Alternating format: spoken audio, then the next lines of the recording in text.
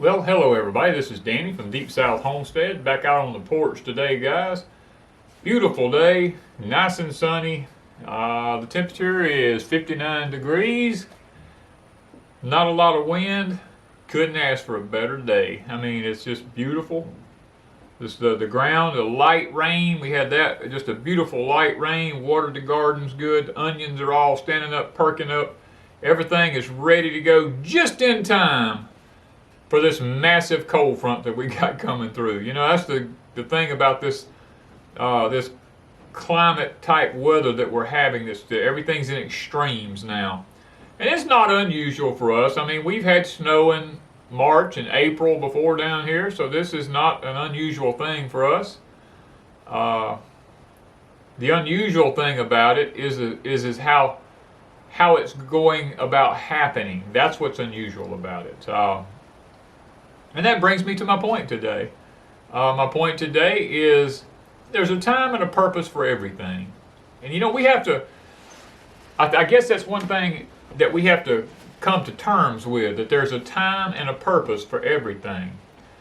In the scriptures, the Lord, I believe it's in Proverbs, said that there's a time for everything. There's a time to be happy.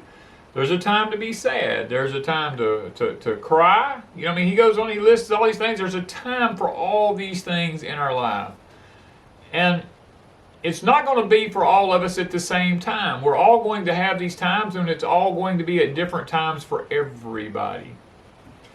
But there are some things that are very time sensitive for everybody.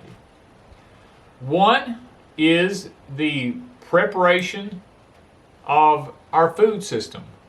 Guys, we're living, and I had somebody say something to me the other day. He said, "Oh, Danny, people's been saying that we're living in the latter days, you know, for the last 300 years. And I said, well, I'm not going to argue that.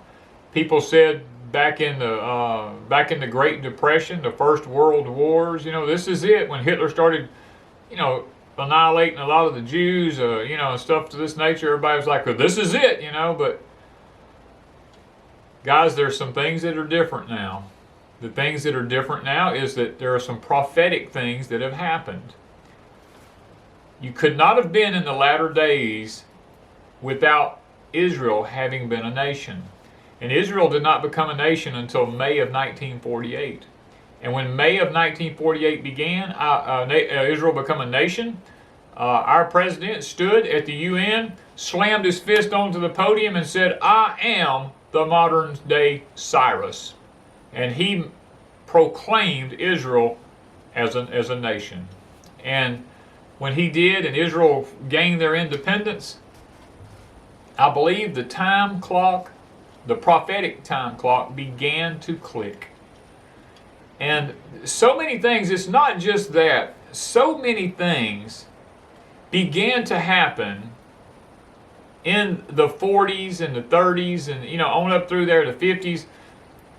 Fast food restaurants all became in a chain. You know, they became chains at that time, and began to monopolize, and people began to really eat out a lot. And what is one of the things it says about the latter days? People will be eating and drinking. Now stop and think about that. People have eaten and drank their whole life.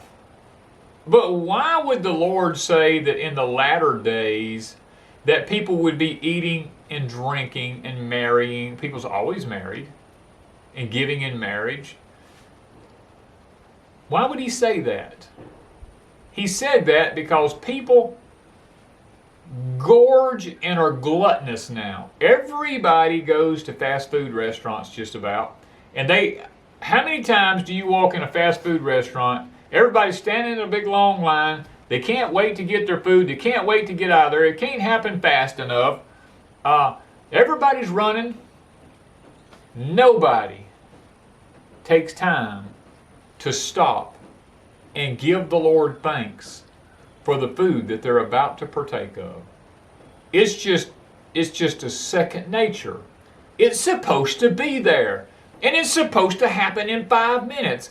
When I place my order, by the time I drive from that window around to this window, my food's supposed to be there. If it ain't, I'm going to have a problem. Guys, God never intended for it to be like that. The microwave society, instant gratification. Guys, there's a time and a purpose for everything. And this is one of them that there's not a time or a purpose for.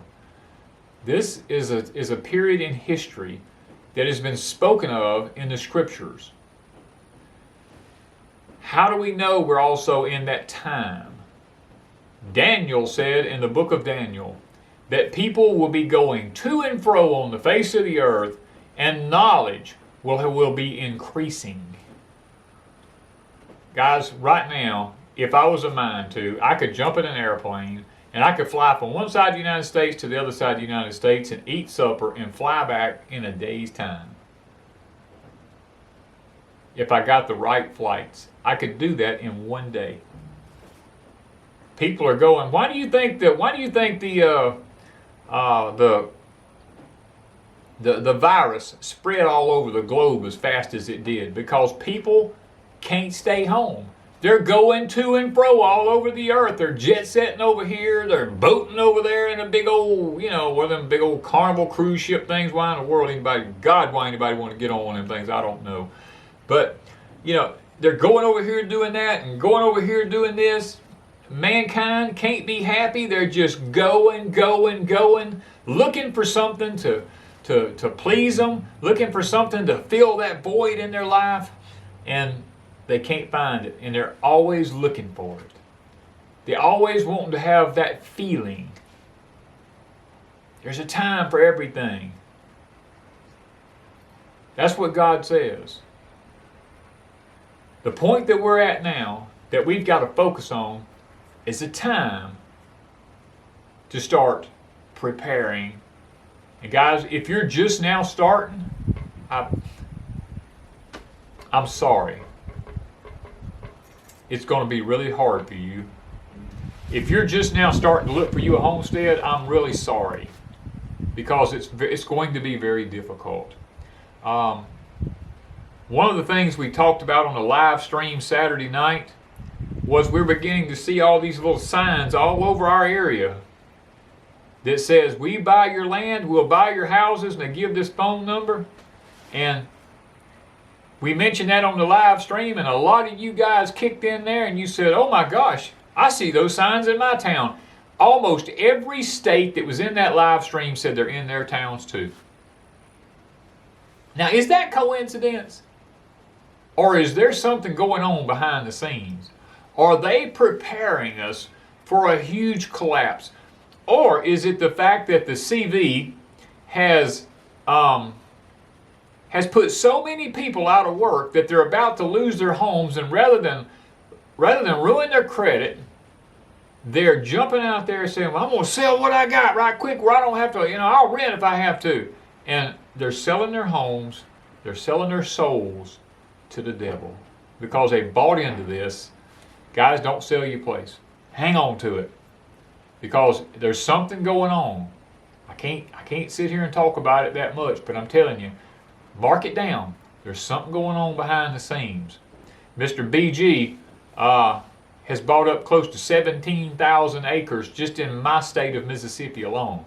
Huge, vast amounts of land. I forgot how many thousands it is. And Louisiana is the number one.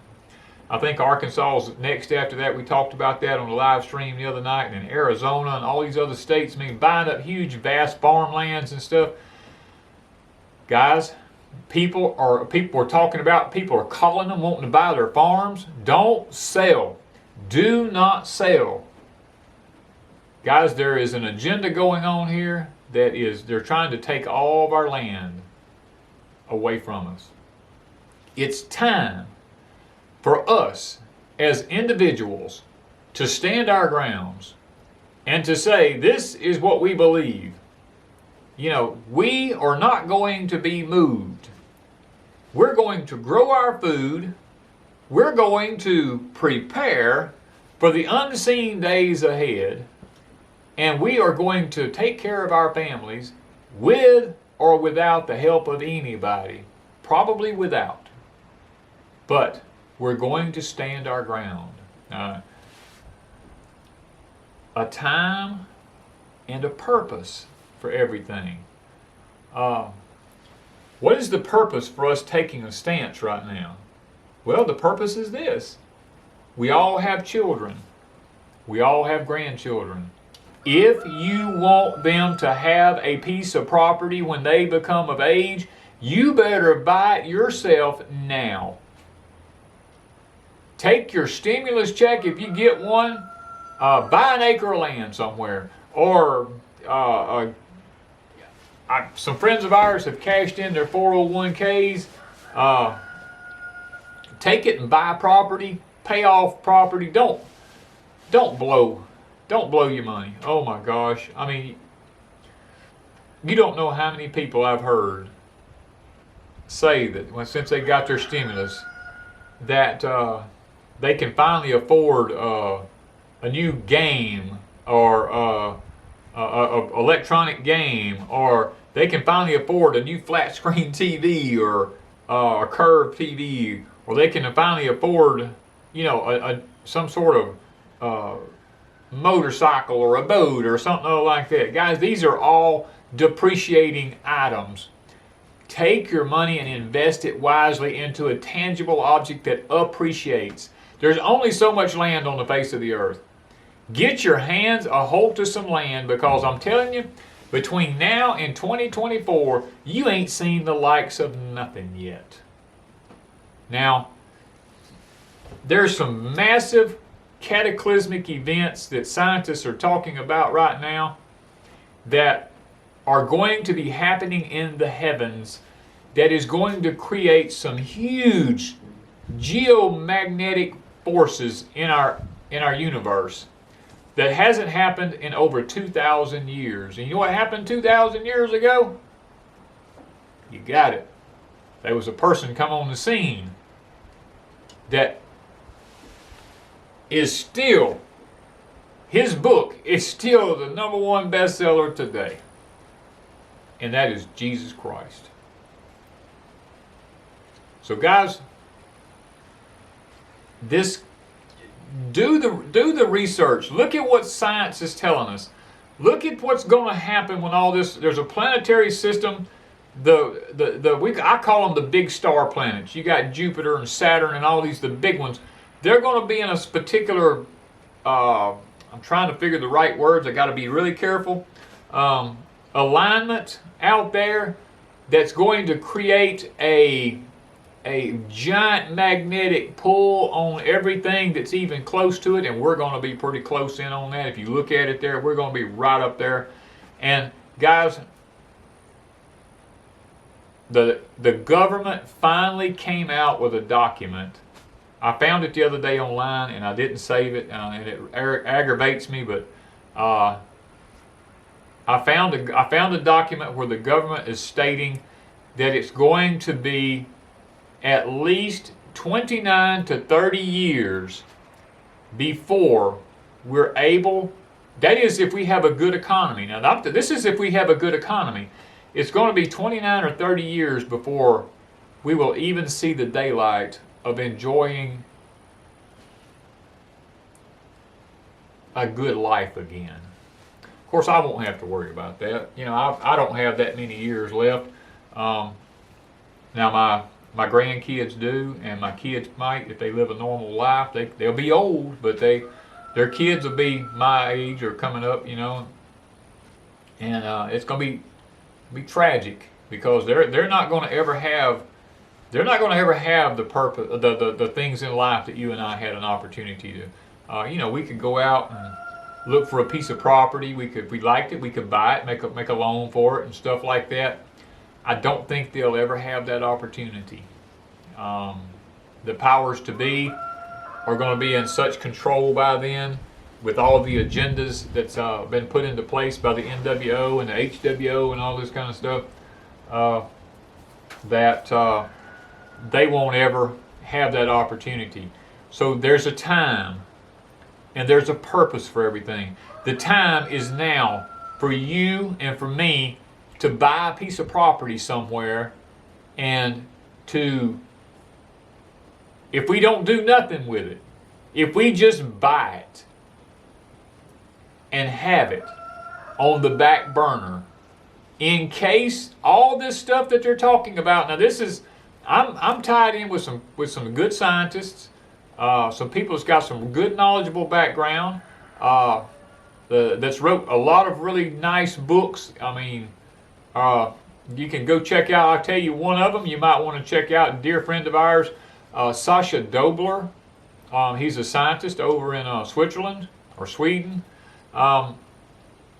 Great man, got a great book out. We've got it. He has a YouTube channel called Abrupt Earth Changes. He doesn't post on it very often, but the man is really deep, and he knows a lot about what's going on in all the universe around us, and he's really put together a lot of good stuff. And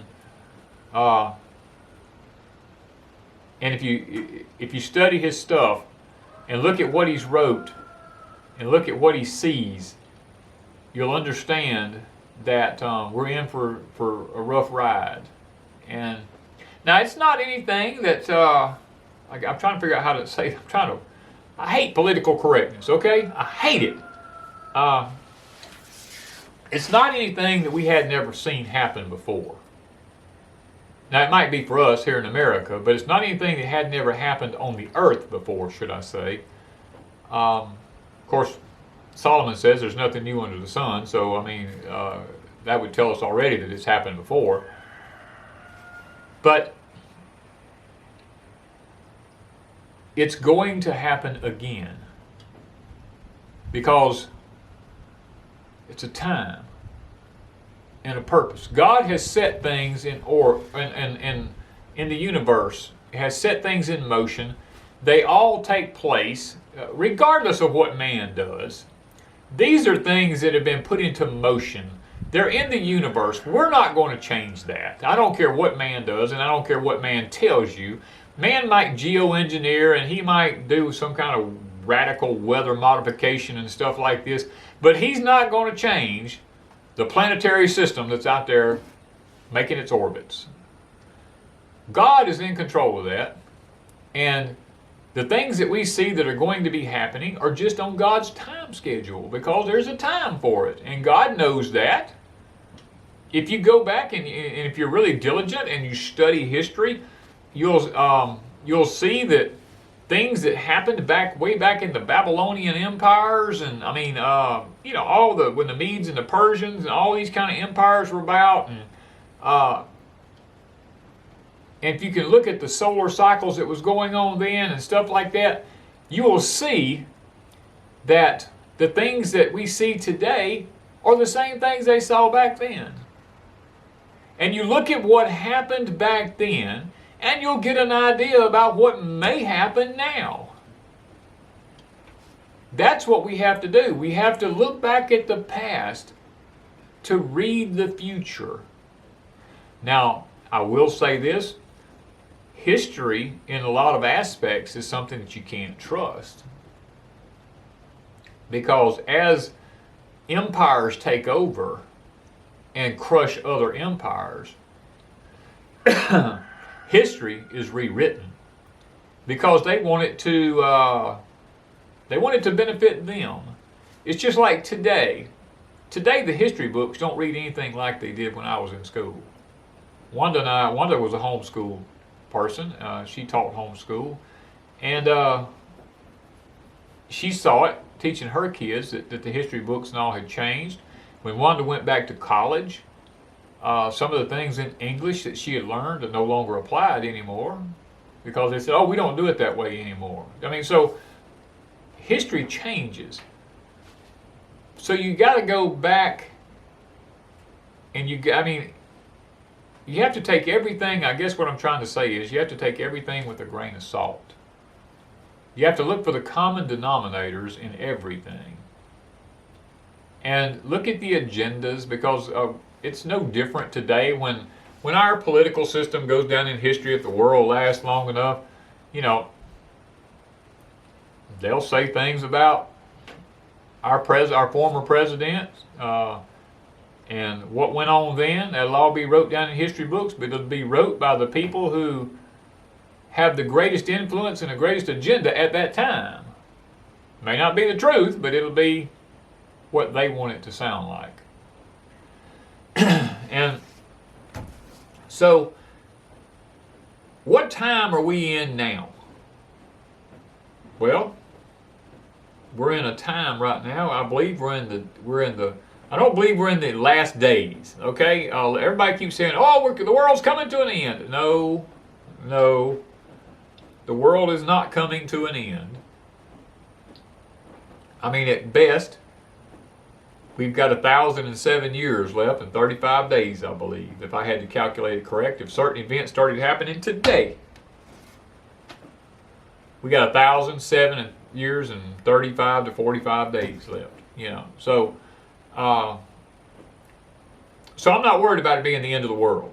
Okay, now it very well may be the end of an age or the end of an era, because all throughout history there have been the end of ages and eras. You know, the Dark Ages came to an end, the old eras came to an end, and then the new revolutions that came out, industrialized revolution came out. You know, that ended one era and began another era. I mean, eras begin and they end. So I believe I can sit here and honestly say I believe that we're at the end of an age. And I believe that age is what they call the church age. I believe we're coming to the end of the church age. And with that being said, we talked about the time clock began to tick in 1948. You know, the scripture says that generation will not pass away until X number of things happen. What are the things that are supposed to happen? Wars, rumors of wars, kingdom against kingdom, nation against nation, earthquakes in diverse places, pestilences, famines. And the scripture says, but the end is not yet.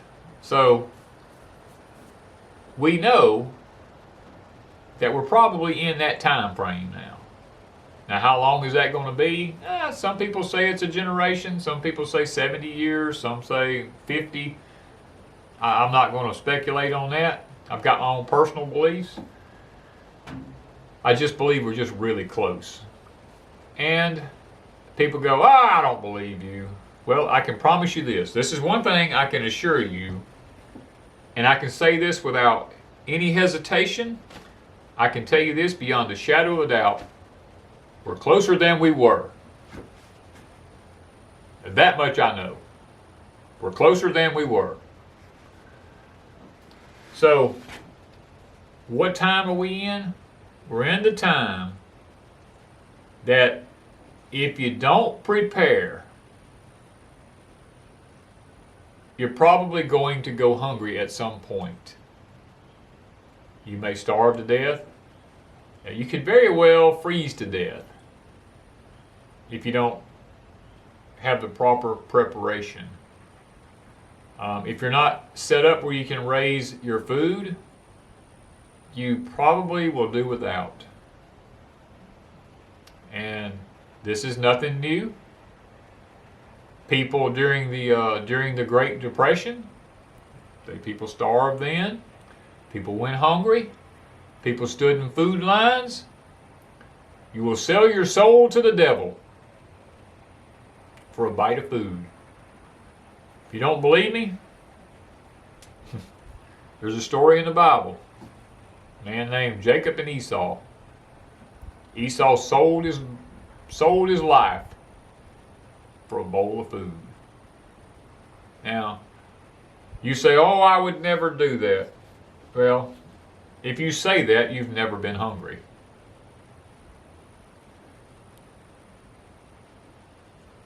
I would like to think that I have enough knowledge that I could get out and that I could find something to eat.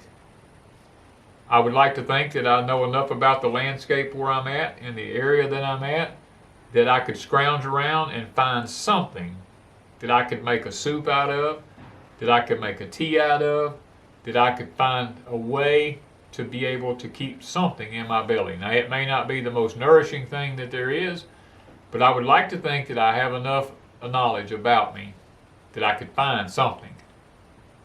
And if you don't do anything more, learn about your environment where you live. Learn the wild edibles. Learn the things that are out there. I don't know everything where I'm at here. You know, at my age, you would think that I did. I taught survival. I taught all these things, but I don't know everything about it. I mean, I'm honest about that. There's lots of things out there I learn on a daily basis that just blows my mind. I'm like, wow, I didn't know that. So, guys, the time that we're in is the time of being ready for the end. Now, I'm going to use the phrase Mr. B, and when I say Mr. B, I think all y'all will know who I'm talking about. Done a little bit of looking into the Hebrew, because I believe there's a time and a purpose for everything, and I believe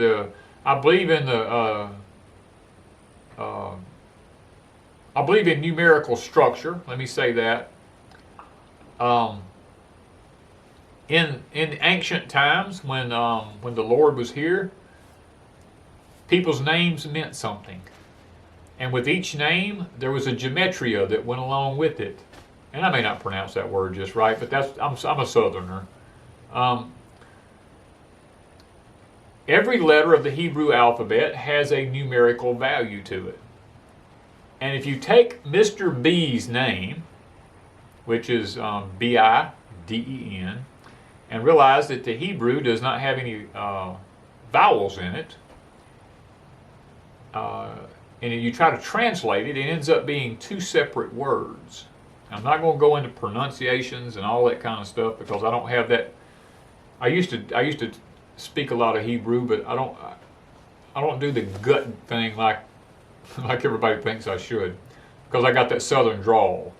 But nevertheless, his name ends up being two Hebrew names, and if you put them together, they mean alas. The first part of his name means alas, and the last part means judgment.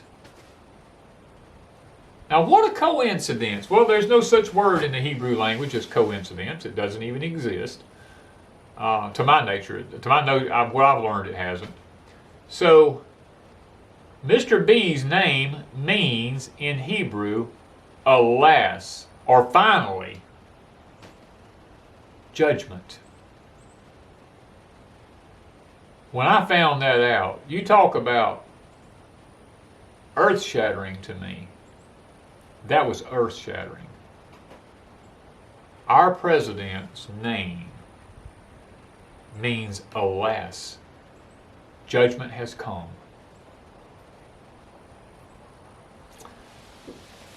So, is that truth? I don't know. I found it to be very interesting, though, given the fact that he doesn't even know what he's doing right now. He's just signing stuff, you know. So, enough about that. I can't go into that anymore. I thought that was an interesting fact, though. I thought I would throw that in there. Do your own research on that. Look it up yourself. Look it up yourself. I will tell you the last part of his name. I will say Dan. Dan is the last. If you interpret it into the Hebrew, the last part of his name means Dan, and Dan means judgment. So you figure you look at the first part of it. But I thought that was just an interesting thing to throw out there, and maybe it won't get me in trouble. I don't know. Maybe it won't. But guys, we're in a crunch now. I've done this for like 4 or 5 years here on YouTube. And in the beginning, I tried to tell y'all stuff. everybody would tell me, oh, you're just a fearmonger. I'm like, no, I'm trying to tell you something that's going to be happening in the future.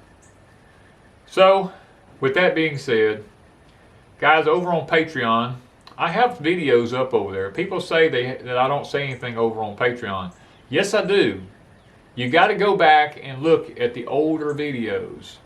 They're there. There's lots of videos. I talk about certain agendas, and I talk about food shortages, and I talk about all kinds of things over there. They're just way back in the video log. You just got to go back and hunt them. You can't just look at the present ones, because I'm past all that now. That's way back there. You know, that stuff's already happened. We're in a new era now. We got to forget all that stuff, and we got to focus. So, we got some good videos over on Patreon. If you want to check them out, that's up to you. If not, we're fine with that also. But, guys, we love you. We appreciate you. And buy a piece of land. There's a time and there's a purpose for everything. The time to buy land is now. The purpose is for your children and for you to have an ability to raise some food. Forget everything else you want in life and focus on a piece of property right now. You will thank me in the future, I promise you. Thank you guys from Deep South Homestead.